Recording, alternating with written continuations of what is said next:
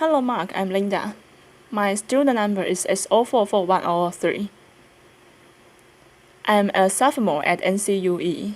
The speech title is The First Secret of Design is Noticing by Tony Fadell. In the great 1980s movie, The Blues Brothers, there's a scene where John Belushi goes to visit Dan Aykroyd in his apartment in Chicago for the very first time. It's a cramped, tiny space, and it's just 3 feet away from the train's tracks. As John sits on Dan's bed, a train goes rushing by, wrecking everything in the room. John asks, "How often does that train go by?" Dan replies, "So often you won't even notice it." And then something falls off the wall. We all know what he is talking about. As human beings, we get used to everyday things really fast. As a product designer, it's my job to see those everyday things, to feel them, and try to improve upon them. For example, see this piece of fruit? See this little sticker? That sticker wasn't there when I was a kid. But somewhere, as the years passed, someone had the bright idea to put that sticker on the fruit. Why? So it could be easier for us to check out at the grocery counter. Well, that's great. We can get in and out of the store quickly. But now there's a new problem. When we get home and we are hungry and we see this ripe, juicy piece of fruit on the counter, you just want to pick it up and eat it. Except now, we have to look for this little sticker and dig at it with our nails, damaging the flesh.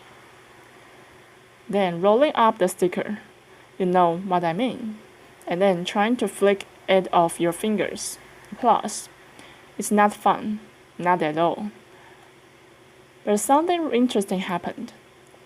See the first time you did it, you probably felt those feelings. You just wanted to eat the piece of fruit. You felt upset. You just wanted to dive in. By the 10th time, you started to become less upset. You just started peeling the label off. By the 100th time, at least for me, I became numb to it. I simply picked up the piece of fruit, dug at it with my nails, tried to flick it off, and then wondered, was there another sticker? So why is that? Why do we get used to everyday things?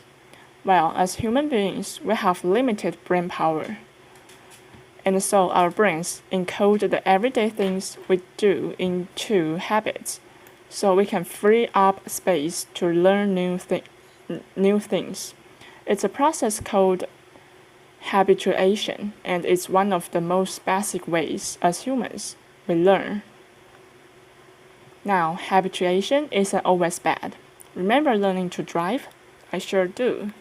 Your hands clenched at 10 and 2 on the wheel, looking at every single object out there, the cars, the lights, the pedestrians. It's a nerve-wracking experience. So much so that I couldn't even talk to anyone else in the car, and I couldn't even listen to music. But then something interesting happened. As the weeks went by, driving became easier and easier. You habituated it. It started to become fun and a second nature. And then you could talk to your friends again and listen to music. So there's a good reason why our brain habituates things. If we didn't, we'd notice every little detail all the time. It would be exhausting, and we'd have no time to learn about new things. But sometimes habituation isn't good. If it stops us from noticing the problems that are around us, well, that's bad. And if it stops us from noticing and fixing those problems, well, then that's really bad. Comedians know all about this. Jerry Seinfeld's entire career was built on noticing those little details. Those idiotic things we do every day that we don't even remember. He tells us about the time he visited his friends and he just wanted to take a comfortable shower. He'd reach out and grab the handle and turn it slightly one way. And it was 100 degrees too hot. And then he'd turn it the other way, and it was 100 degrees too cold. He just wanted a comfortable shower. Now, we've all been there. We just don't remember it. But Jerry did, and that's a comedian's job. But designers, innovators, and entrepreneurs, it's our job to not just notice those things, but to go one step further and try to fix them. See this person. This is Mary Anderson. In 1902 in New York City, she was visiting. It was a cold, wet, snowing day, and she was warm inside the streetcar. As she was going to her destination, she noticed the driver opening the window to clean off the excess snow so he could drive safely. When he opened this window, though, he let all this cold, wet air inside, making all the passengers miserable. Now, probably, most of those passengers just thought, it's a fact of life. He's got to open the window to clean it. That's just how it is. But Mary didn't. Mary thought, what if the driver could actually clean the windshield from the inside so that he could stay safe and the passengers could actually stay warm? So she picked up her sketchbook right then and there and began drawing what would become the world's first windshield wiper. Now, as a product designer, I try to learn from people like Mary to try to see the world the way it really is, not the way we think it is. Why? Because it's easy to solve a problem that almost everyone sees, but it's hard to solve a problem that almost no one sees. Now, some people think you are born with this ability or you are not, as if Mary Anderson was hardwired at birth to see the world more clearly. That wasn't the case for me. I had to work at it. During my years at Apple, Steve Jobs challenged us to come into work every day, to see our products through the eyes of the customer, the new customer, the one that has fears and possible frustrations and hopeful exhilaration that their new technology product could work straightway for them. He called it staying beginners and wanted to make sure that we focus on those tiny little details to make them faster, easier, and seamless for the new customers. So I remember this clearly in the very earliest days of the iPod. See, back in the 90s, being a gadget freak like I am, I would rush out to the store for the very, very latest gadget. I'd take all the time to get to the store. I'd check out. I'd come back home. I'd start to unbox it. And then there was another little sticker, the one that said, "Charge before use." What? I can't believe it. I'd spent all this time buying this product and now I have to charge before use. I have to wait what felt like an eternity to use that coveted new toy. It was crazy. But you know what?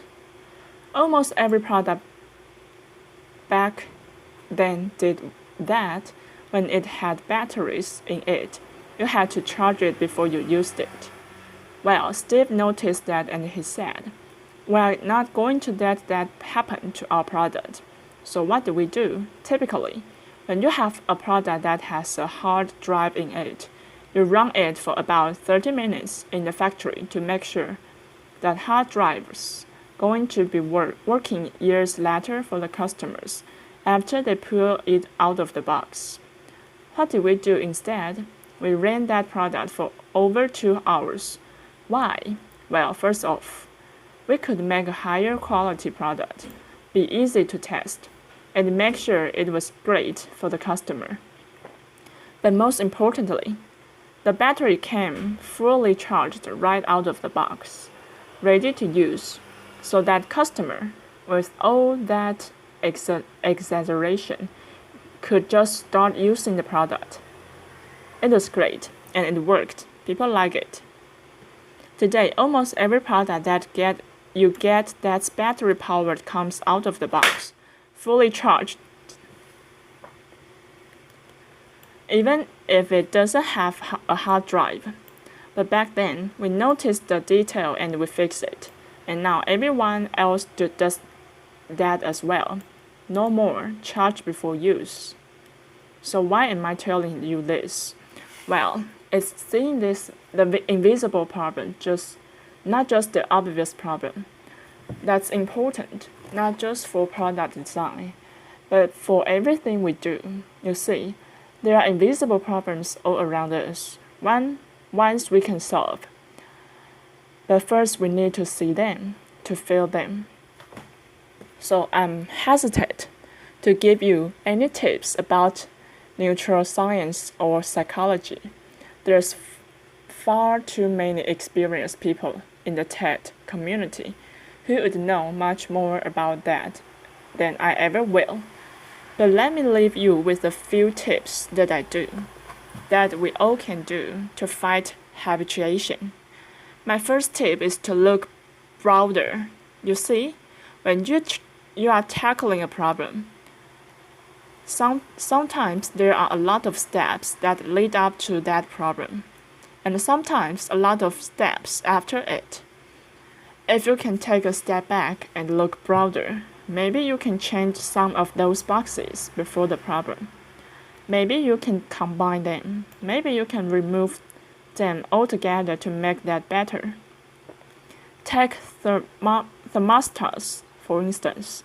In the 19th, when they first came out, they were really simple to use. You could turn them up or turn them down. People understood them, but in the 1970s, the energy crisis struck, and customers started thinking about how to save energy. So what happened? Thermostat designers decided to add a new step. Instead of just turning up and down, you now had to program it. So you could tell it the temperature you wanted at a certain time. Now that seemed great. Every thermostat had started adding that feature, but it turned out that no one saved any energy. Now, why is that? Well, people couldn't predict the future. They just didn't know how their weeks would change season to season, year to year. So, no one was saving energy. And what happened? Thermostat designers went back to the drawing board and they focused on that programming step. They made better UIs. They made better documentation. But still, years later, people were not saving any energy because they just couldn't predict the future. So what did we do? We put a machine learning algorithm instead of the programming that would simply watch when you turned it up and down. When you liked a certain temperature when you got up, or when you went away. And you know what? It worked. People are saving energy without any programming. So it doesn't matter what you are doing. If you take a step back and look at all the boxes, maybe there's a way to remove one or combine them so that you can make that process much simpler. So that's my first tip, look broader. For my second tip is to look closer. One of my greatest teachers was my grandfather. He told me all about the world. He told me how things were built and how they were repaired, the tools and technology and techniques necessary to make a successful project. I remember one story he told me about screws and about how you need to have the right screw for the right job. There are many different screws: wood screws, metal screws, anchors, concrete screws. The list went on and on. Our job is to make products that are easier to install for all of our customers themselves without professionals. So what did we do? I remember that story that my grandfather told me, and so we thought, how many different screws can we put in the box? Was it going to be 2, 3, 4, 5? Because there's so many different wall types. So we thought about it. We optimized it, and we came up with 3 different screws to put in the box. We thought that was going to solve the problem, but it turned out it didn't. So we shipped the product, and people weren't having a great experience. So what did we do? We went back to the drawing board just instantly after we figured out we didn't get it right, and we designed a special screw, a custom screw, much to charging of our investors. They were like, "Why are you spending so much time on a little screw? Get out there and sell more." And we said, "We will sell more if we get this right." And it turned out we did. With the custom little screw, there was just 1 screw in the box. That was easy to mount and put on the wall. So if we focus on those tiny details, the ones we may not see, and we look at them as we say, are those important, or is that the way we've always done it? Maybe there's a way to get rid of those. So my last piece of advice is to think younger. Every day I'm confronted with interesting questions from my 3 young kids. They come up with questions like, why can cars fly around traffic? Or why don't my shoelaces have Velcro instead? Sometimes those questions are smart. My son came to me the other day and I asked him, "Go run out to the mailbox and check it." He looked at me, puzzled, and said, "Why doesn't the mailbox just check itself and tell us when it has smell?" Laughter. I was like, that's a pretty good question. So they can ask tons of questions, and sometimes we find out we just don't have the right answers. We say, "Son, that's just the way the world works." So the more we are exposed to something, the more we get used to it. But kids haven't been around long enough to get used to those things. And so, when they run into problems, they immediately try to solve them. And sometimes they find a better way, and that way really is better. So my advice that we take to heart is to have young people on your team, or people with young minds. Because if you have those young minds, they cause everyone in the room to think younger. Picasso once said, "Every child is an artist. The problem is when he or she grows up, is how to remain an artist." We all saw the world more clearly when we saw it for the first time, before a lifetime of habits got in the way. Our challenge is to get back there, to feel that frustration, to see those little details, to look broader, look closer, and to think younger so we can stay beginners. It's not easy. It requires us pushing back against one of the most basic ways we make sense of the world. But if we do, we could do some pretty amazing things. For me, hopefully, that's better product design. For you, that could mean something else, something powerful. Our challenge is to wake up each day and say, how can I experience the world better? And if we do, maybe, just maybe, we can get rid of the dumb little stickers. Thank you very much. Applause.